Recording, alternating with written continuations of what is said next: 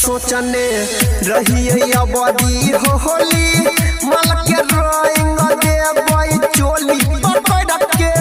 Rowing दे बई चोली सोचने रहिए अबदी होली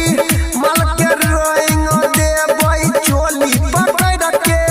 रोइंग दे बई चोली तकलिए कितना जिद हमर बात के टल गेलै रे यारावा केना के कटतै होली हिमाल ससुराल गेलै रे डीजे सुमित सतीश अभी आप सुन रहे हैं करियोत बाजार से पीवा फिल्म्स की शानदार प्रस्तुति। तो हमारा होनो नहीं उ कैलकै अनिल यादव से रंग डलवेलकै अनिल परवीन से रंग डलवेलकै तो हमारा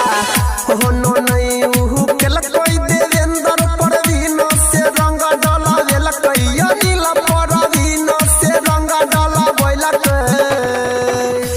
तो राइटर अंकित सुतल छै काल से हिमाल ससुराल गेलै रे यारावा केना के कटतै होली हिमाल ससुराल गेलै रे यारावा केना के कटतै होली माल ससुराल गेलै रे यारावा केना के कटतै होली माल ससुराल गेलै रे कि माल ससुराल गेलै रे हमर बुढ़ा हाल भेलै रे तो हमर लोडा रहत चचकारी फेरा में डाल गेलै रे यारावा केना के कटतै होली।